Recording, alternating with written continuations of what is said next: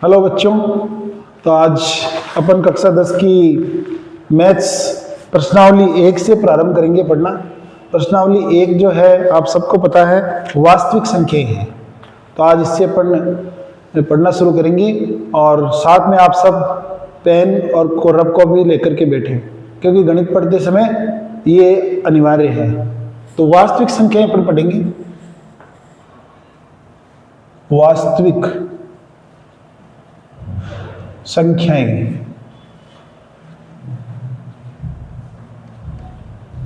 Real number,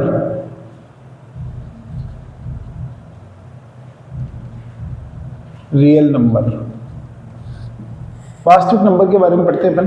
तो इससे पहले मैं आपको थोड़ा सा नंबर सिस्टम के बारे में बताना चाहूँगा कि वास्तव में ये संख्याएं है क्या।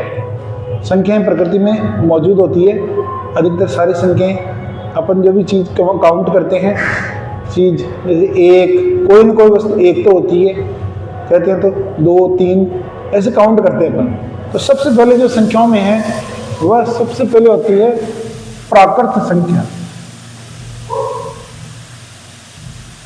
प्राकृत संख्या, प्राकृत संख्या को n से दर्शाते हैं और n का मतलब होता है नेचुरल।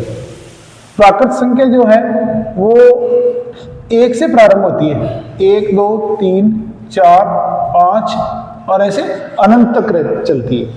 यानी कि कोई भी वस्तु है वो प्रकृति में कम से कम एक तो होगी, यानी कि प्रकृति में मौजूद चीजें संख्या तो 1 से प्रारंभ होगी। इसके बाद में जो दूसरी संख्या आती है वो होती है पूर्ण संख्या। पूर्ण संख्या, पूर्ण संख्या को W से दर्शाते हैं और इस W का मतलब हो गया होल, होल नंबर, पूर्ण। अगर प्राकृत संख्या में अपन 0 और जोड़ दें तो वह पूर्ण संख्या बन जाएगी। यानी कि 0 से शुरू होगी पूर्ण संख्या, 0, 1, 2, 3, 4, 5 और अनंत तक चलती जाएगी। तो इसको अपन पूर्ण संख्या कहेंगे। पूर्ण संख्या के बाद में और थोड़ा आगे जाते हैं नंबर सिस्टम में, तो अपने को मिलता है पूर्णांक। पूर्णांक, पूर्णांक को अपन इंटीजर i से प्रदर्शन करेंगे, इंटीजर नंबर। और यह जो है ऋणात्मक और धनात्मक दोनों प्रकार की संख्या होगी। यानी कि 0 से अपन इस तरफ चलें राइट में तो ये चलेगी धनात्मक और लेफ्ट में चलेगी तो ऋणात्मक। तो 0 + 1 + 2 + 3 + 4 इस प्रकार अनंत तक ये धनात्मक चलेगी। और -1 -2 -3 -4 और अनंत तक दोनों तरफ चलने वाली संख्याएं माइनस में और प्लस में, 0 से शुरू होगी और दोनों तरफ चलेगी। तो इसको अपन पूर्णांक बोलते हैं।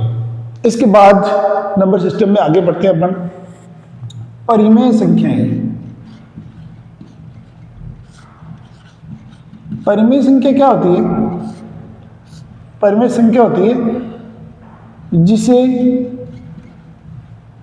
P/Q के रूप में लिखा जा सके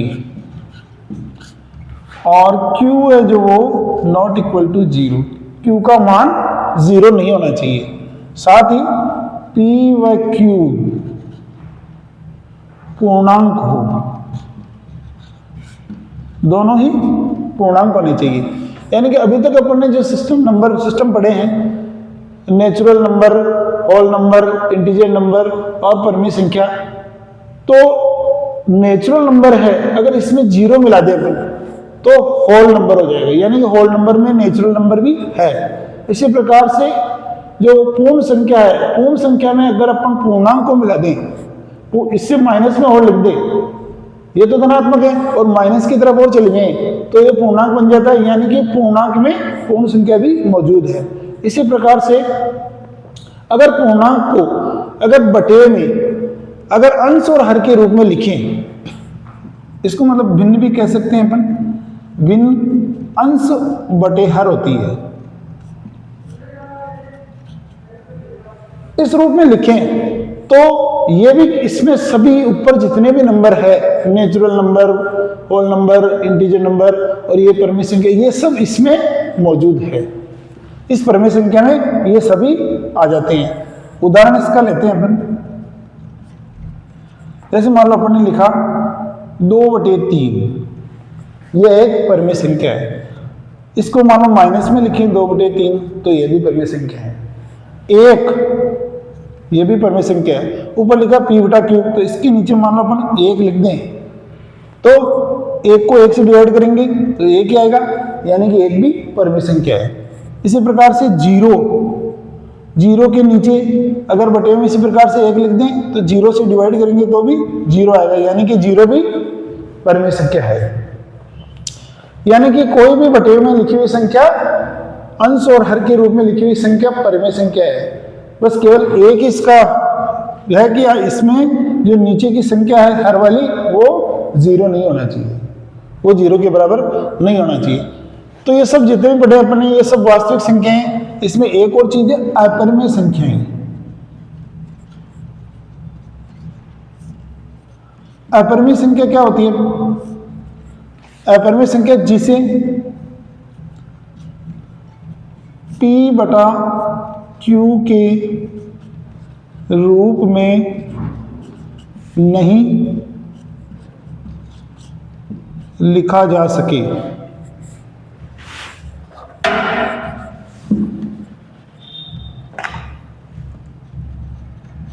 p/q के रूप में नहीं लिखा जा सके।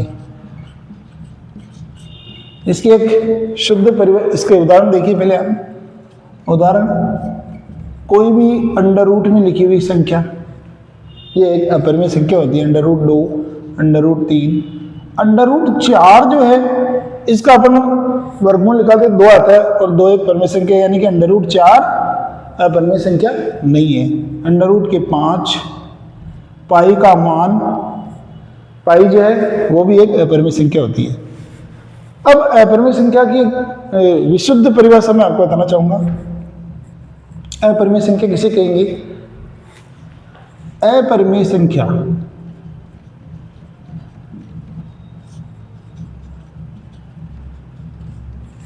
संख्या अनवसानी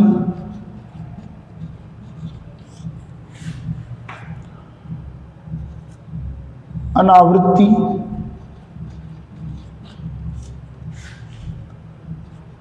संख्या को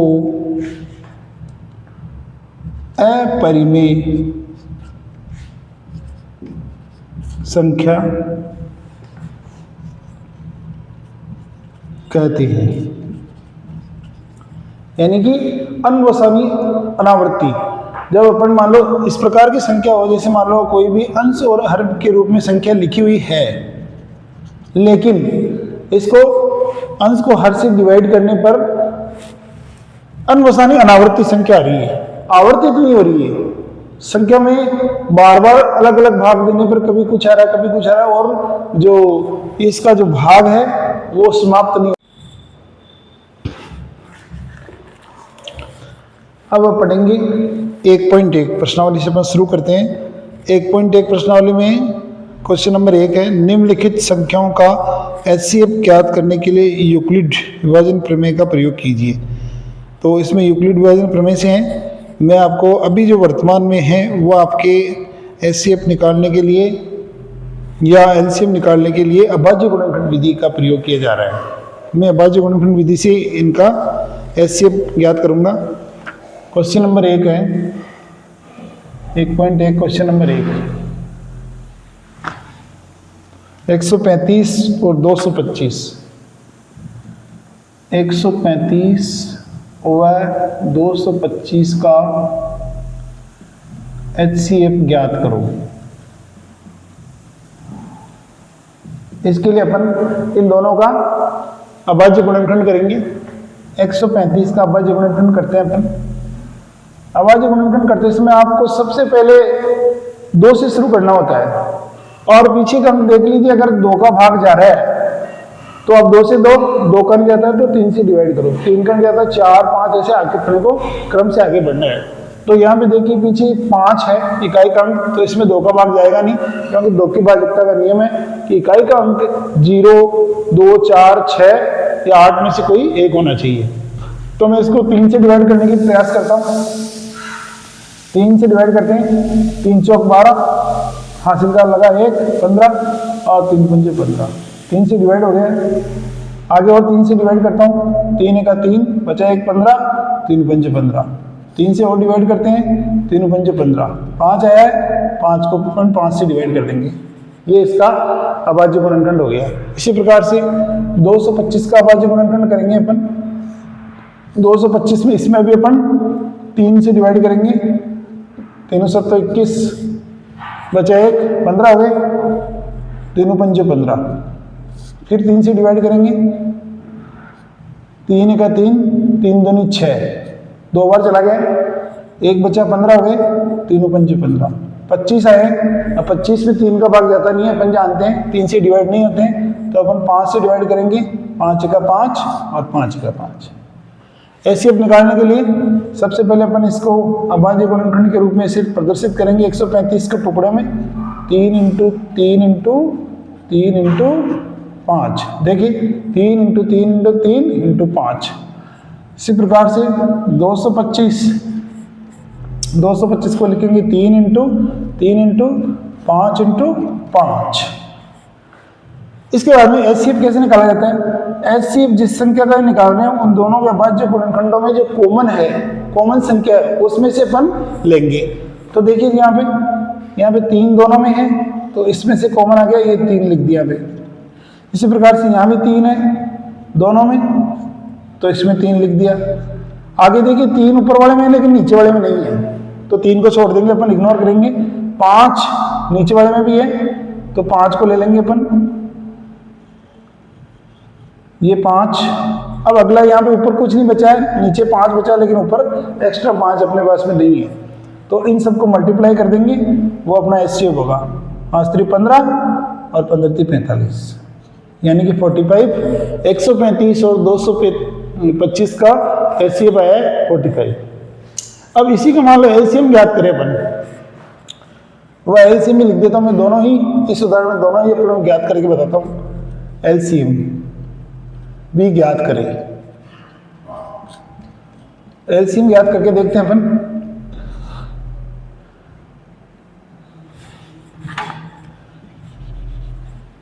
एलसीएम दोनों संख्याएं हैं, दोनों को साथ में लिखा जाता है। यहाँ पे दोनों का अभाज्य गुणनखंड अलग अलग करना है, और एलसीएम में दोनों को साथ लेते हैं। 135 को मल्टीप्लाई करेंगे 225, सॉरी मल्टीप्लाई नहीं, यहाँ पे लगेगा कोमा 225। तो उसी प्रकार से पहले जैसे किया उसी प्रकार से डिवाइड करेंगे। 3 से डिवाइड हो रहे हैं दोनों ही, 3 का इसमें भाग देंगे तो देखो 45 आएगा, और 3 को इससे डिवाइड करेंगे तो आएगा 75। फिर 3 का भाग देंगे तो इसमें आएगा 15 और इसका आएगा 25। फिर इसको 3 से डिवाइड करेंगे तो 15 का हो गया 5 और 25 3 से डिवाइड नहीं हो रहे तो इसको नीचे लिख लेंगे। अब 5 से डिवाइड करेंगे, 5 का 5 और यहाँ 5 बार जा रहा है, फिर 5 बच गया, 5 1 को 1 लिख देंगे, 5 का 5, मतलब यानी कि लास्ट में 1 1 पे खत्म होता है, नीचे कुछ भी शेष नहीं रहना चाहिए। अब जो भी आया है इसको सबको आप कर देंगे मल्टीप्लाई, तो अपना एलसीएम आ जाएगा। एलसीएम कौन कौन सी संख्या का? 135 और 225 का एलसीएम क्या आएगा? 3 गुणा 3 गुणा 3 गुणा 5 गुणा 5, सबको अपन मल्टीप्लाई कर देंगे। 3 3 9, 9 3 27 और 5 25, इसको गुणा कर दो। 25 था 225 के 5, सॉरी 25 था 175 के 5, हासिल के 17, 25 2 50, 50 और 17 हो गए 67, यानी कि 200 और 75। इस प्रकार से अपन ने इसका एलसीएम भी निकाल दिया है। अगला सवाल देखिए,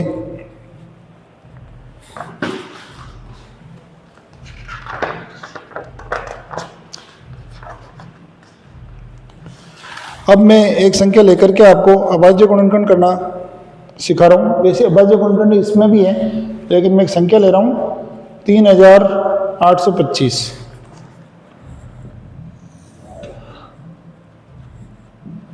अभाज्य गुणनखंड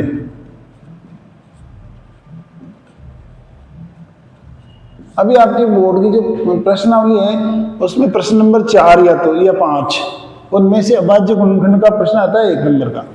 तो 3825 का अपन अभाज्य गुणनखंड करते हैं। इस प्रकार से किया जाएगा। देखिए, सबसे पहले मैंने बताया इसमें भाजकता के नियम आपको थोड़ा सा पता होना चाहिए। जैसे 2 की भाजकता होती है कि इकाई का अंक 0, 2, 4, 6, 8 में से कोई एक हो तो 2 से वो संख्या डिवाइड हो जाती है। इसी प्रकार से 3 की भाजकता देखें तो जितने भी अंक हैं जिसमें अपन भाग दे रहे हैं उन सब अंकों का योग करो और वो योग जो है वो 3 से डिवाइड होना चाहिए, तो भी उस संख्या में 3 का भाग जाएगा। तो ये 3 की भाजकता है। इसी प्रकार से 4 की भाजकता, अगर पीछे इकाई और दहाई के 2 अंक में 4 का भाग जा रहा है तो वह संख्या भी 4 से डिवाइड होगी। 5 की भाजकता का नियम, इकाई का अंक में 5 या 0 होना चाहिए तो संख्या 5 से डिवाइड हो जाएगी। इसी प्रकार 6 की भाजकता, अगर संख्या 2 और 3 से डिवाइड हो रही है तो 6 से डिवाइड हो जाती है। तो मेन यही थे जो भाजकता के नियम है, मैं आपको एक बार पुनः लिखवा दूंगा अलग से। तो भाजकता के नियम अभाज्य गुणनखंड करने के लिए अहम होते हैं, ये आपको पता होना चाहिए। तो देखिए, इकाई का अंक यहाँ पे 5 है और तो अपन चेक कर लेते हैं 2 का तो भाग जाएगा नहीं, तो इन सब अंकों को जोड़ो और 3 से अगर डिवाइड होता है वो तो 3 का भाग जाएगा, नहीं तो 5 का देंगे क्योंकि इकाई के अंक में 5 है। 5 और 2 7, 8 15 और 3 18 हो रहे हैं, यानी कि 3 से डिवाइड हो जाएगा आसानी से। तो 3 का 3 पूरा भाग चला गया। अब 8 में देंगे, 3 दूनी 6, बचे 2 22 हो गए, 3 7 21, बचा 1 15, 3 5 15। फिर इसको वापस जोड़ करके देख लो, 12 और 3 15 हो गए, यानी कि 3 से डिवाइड हो जाएगा। 3 चौक 12, कुछ भी नहीं बचा है। 3 दूनी 6, बचा 1, 3 5 15। ये जो है ये भी 6 और 5 11 हो रहे हैं। देखो, अब इसमें 3 का भाग नहीं जाएगा तो अपन क्या करेंगे, 5 से इसको डिवाइड करेंगे, क्योंकि 2 का भाग नहीं जा रहा तो 4 का जाएगा ही नहीं। 5 से डिवाइड करेंगे, 8 5 40, बचे 2 5 25। फिर जाएगा 5 का भाग, 5 का 5, बचे 3 7 17 आ गए। 17 का भाज्य संख्या है, 17 में किसी भी का भाग नहीं जाएगा, 17 का ही जाएगा। 17 का 17। तो ये इसका अभाज्य गुणनखंड है। इसको इस प्रकार से लिख सकते हैं अपन, 3825 बराबर 3 × 3 × 5 × 5 × 17। ये इसका हो गया अभाज्य गुणनखंड। तो अभाज्य गुणनखंड आपने समझा किस प्रकार से अभाज्य गुणनखंड किया जाता है, ये बहुत इंपॉर्टेंट है। अब देखो, एलसीएम और एचसीएफ आपको मान लो किसी संख्या का निकालना है तो आसानी से इस विधि से अपन निकाल सकते हैं। विधि और भी है, तरीका और भी है, लेकिन अभी आपके जो पाठ्य पुस्तक है 10वीं की एनसीईआरटी की, उसमें यही तरीका है, तो आप इसी से आसानी से समझ सकते हैं, कोई दिक्कत नहीं है। एक क्वेश्चन जो बोर्ड में बार बार आता है आजकल, वो मैं आपको थोड़ा सा बताना चाह रहा हूँ। क्वेश्चन नंबर 4 है। इसमें एचसीएफ अपने को दिया गया है, 2 संख्याएं हैं। एचसीएफ कोष्टक में 306 और 657, 657। इसका एचसीएफ अपने को दिया गया 9, तो अपने को इसका एलसीएम निकालना है।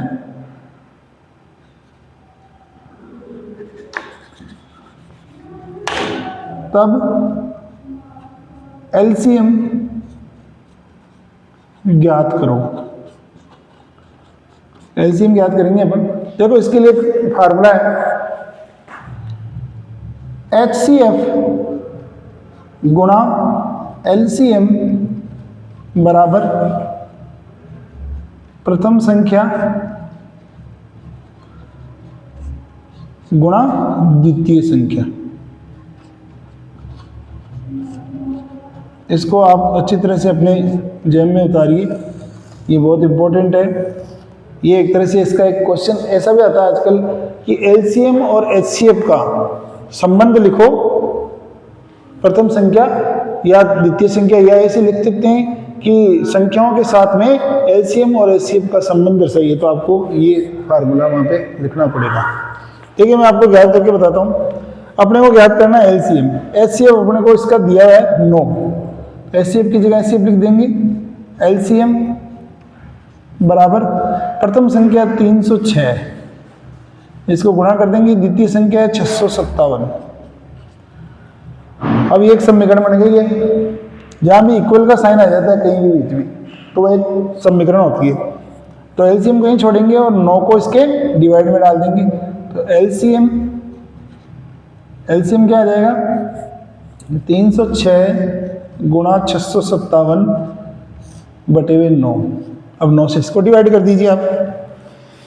देखो 9 से पूरा डिवाइड हो रहा है, नहीं हो रहा है, 9 से पूरा डिवाइड हो जाएगा, दोनों ही संख्या हो रही है। इसको कर दो आप 9 3 27 और ये बचे 3 36, 9 चौक 36। तो कितना आ गया 34 इंटू 657। इसको मल्टीप्लाई कर लीजिए, गुणा कर लीजिए और आपके सामने एलसीएम आ जाएगा। ये बहुत इंपॉर्टेंट है, इसको ध्यान से उतारिए।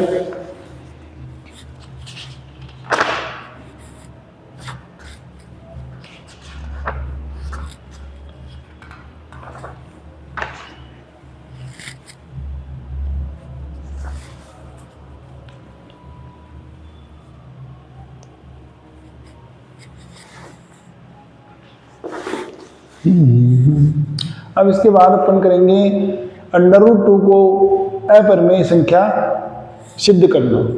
ये एक प्रश्न आता है, √2, √3, √5 इन सबको अपरिमेय संख्या सिद्ध करना।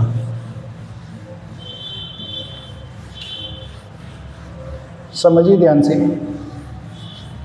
अगर आपको √2 का आ गया तो √3 भी आप कर सकते हैं, √5 कर सकते हैं, √7, किसी को भी आप √ की संख्या को अपरिमेय संख्या सिद्ध कर सकते हैं।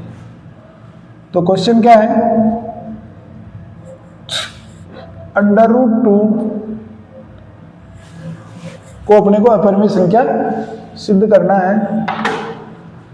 सिद्ध कीजिए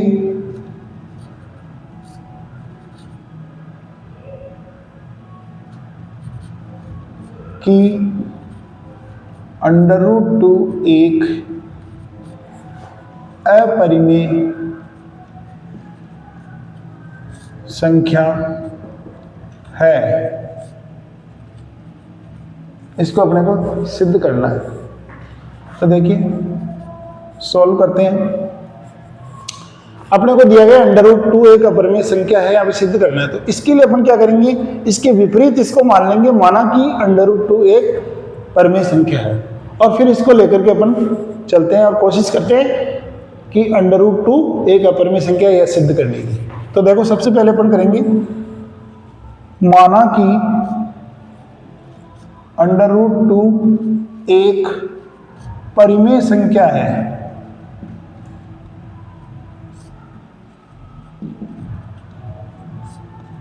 अब आप सब लोग जानते हो कि √2 एक परिमेय संख्या लिख दिया, यानी कि परिमेय संख्या क्या होती है, P/Q के रूप में, अंश और हर के रूप में लिखी हुई संख्या। मान लो A/B ले लें अपन, और दोनों पूर्णांक होना चाहिए और B का मान 0 के इक्वल नहीं होना चाहिए, तो वह परिमेय संख्या होगी। तो जैसा कि मैंने लिखा कि माना कि √2 एक परिमेय संख्या है, तो परिमेय संख्या ले ली जैसे मैंने A/B, एक परिमेय संख्या है, और इसको मान लिया तो ये इसके इक्वल हो गई √2। जहां पर A व B पूर्णांक है, दोनों ही क्या होंगे, पूर्णांक होंगे, तथा B is not equal to 0। जो B है वो 0 के बराबर नहीं होगा, तभी वह परिमेय संख्या होगी। ये लिखने के बाद में अपन आगे का प्रोसेस करते हैं। जो इसलिए हर की संख्या है, इसको दूसरे पक्ष में ले जाते हैं, A इक्वल टू √2B, ऐसा अपन लिख देते हैं। और इसको नाम देते हैं समीकरण नंबर 1। अब इस समीकरण 1 जो है इसके दोनों पक्षों को का वर्ग करने पर समीकरण 1 के दोनों पक्षों का वर्ग करने पर, वर्ग करते हैं अपन दोनों पक्षों का, तो a स्क्वायर हो जाएगा, इधर हो जाएगा √2 का स्क्वायर और b का स्क्वायर। तो अपन कैसे लिखेंगे, a स्क्वायर बराबर √2 का अगर वर्ग कर देंगे तो अंडर हट जाएगा और ये 2 रह जाएगा और b स्क्वायर। देखो कैसे हटेगा, √2 का स्क्वायर है तो इसको कैसे लिख सकते हैं, √2 गुणा √2, यानी कि 2 को 2 से गुणा कर दिया √ में तो बन गए 4 और 4 का वर्गमूल होता है 2। इस प्रकार से अपन आसानी से बता सकते हैं कि √2 का किसी भी √ की संख्या का अगर स्क्वायर करते हैं तो उसका √ हटा दीजिए आप, सीधा आप √ हटाएंगे और वो संख्या है जो वो आ जाएगी। तो ये समीकरण बन गई है। देखिए अगर इस समीकरण में यहां पे अगर यहां से एक का मान रखें, इस जगह a का मान कितना आएगा, समीकरण 2 लिखिए पहले इसको। अब मान ले पे c बराबर, एक मिनट,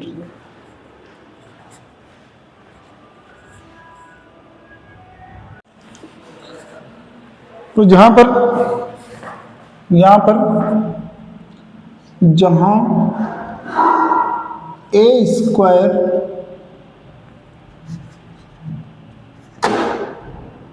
दो से विभाजित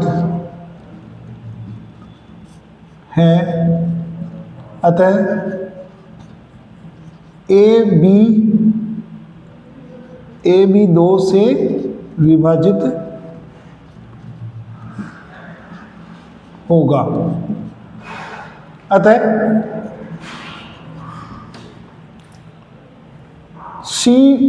a बराबर 2c, यहां पर रख सकते हैं अपन, जहां a व c पूर्णांक है, यानी कि ये यहां पर समीकरण नंबर 2 में 2 से स्क्वायर विभाजित है, तो अगर a भी 2 से विभाजित होगा, मान लो a की जगह अपन 2c रख दें क्योंकि ये भी पूर्णांक है, रख के देखते हैं, a की जगह अपन 2c रखेंगे, 2c का होल स्क्वायर बराबर 2b स्क्वायर, इसका स्क्वायर करेंगे तो देगा 4c स्क्वायर बराबर 2b स्क्वायर। तो b स्क्वायर बराबर क्या हो जाएगा, 4c स्क्वायर बटे हुए 2 बराबर b स्क्वायर, यानी कि 2c स्क्वायर बराबर b स्क्वायर। अतः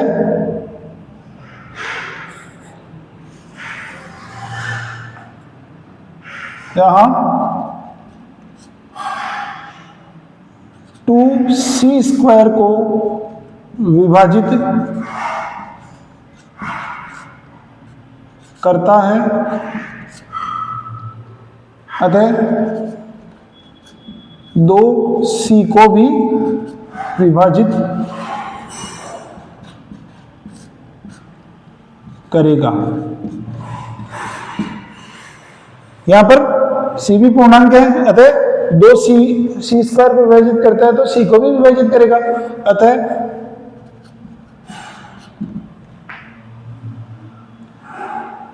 यहां पर a व c दो के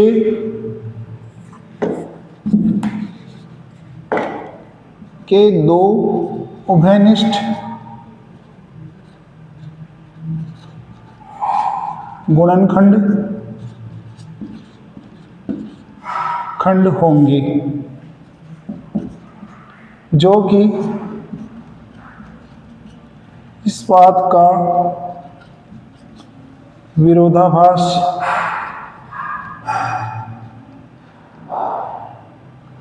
विरोधाभास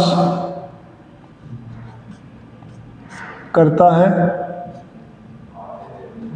कि √2 एक परिमेय संख्या है।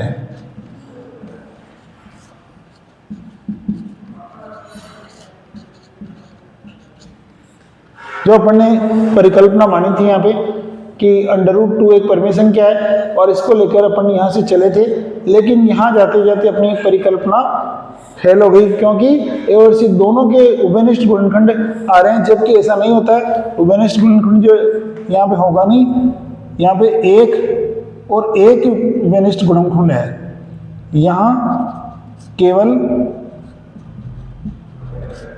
एक ही उभयनिष्ठ गुणनखंड है। तो अपनी परिकल्पना फेल होगी, अतः √2 एक अपरिमेय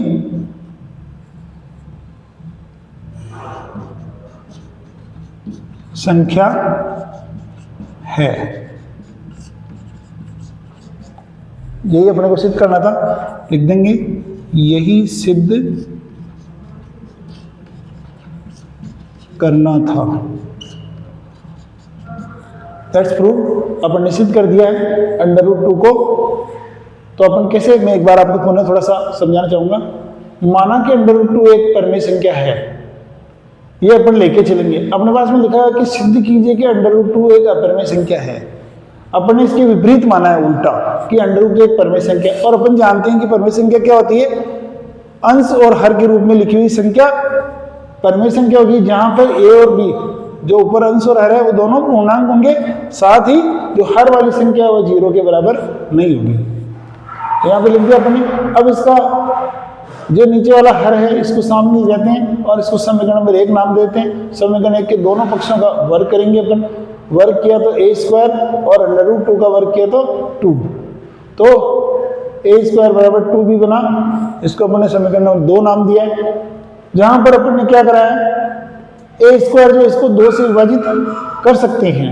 a² अगर इसको नीचे डालें तो 2 से आराम से, क्योंकि ये पूर्णांक है तो 2 से विभाजित होगा। और इसी प्रकार से a² अगर 2 से विभाजित है तो a भी 2 से विभाजित होगा। अतः अपन ने क्या करा, a की जगह 2c एक सब्स्टिट्यूट कर दिया इसका, और एक दूसरी संख्या ले ली है, दूसरा पूर्णांक लिया 2c, और यहाँ पे c भी, a और c दोनों ही पूर्णांक है, और इसकी जगह रखा है। इसका वर्ग कर दिया तो 4c बराबर 2b² हो गया। इससे इसको डिवाइड किया तो 2c² बराबर b²। तो वापस यहाँ जो पोजीशन थी वो यहाँ आ गई है, यानी कि यहाँ भी अपन क्या कर सकते हैं, 2c² को विभाजित करता है तो 2c को भी विभाजित करेगा। यहाँ पर a और c के 2 उभयनिष्ठ गुणनखंड है, अतः यहाँ केवल एक ही उभयनिष्ठ गुणनखंड होना चाहिए, जबकि दोनों। अतः हमारी ये परिकल्पना जो अपन ने मानी थी उसका विरोधाभास करता है। अतः √2 एक अपरिमेय संख्या है, यही अपने को सिद्ध करना था। That's all. Share and like please. Thank you.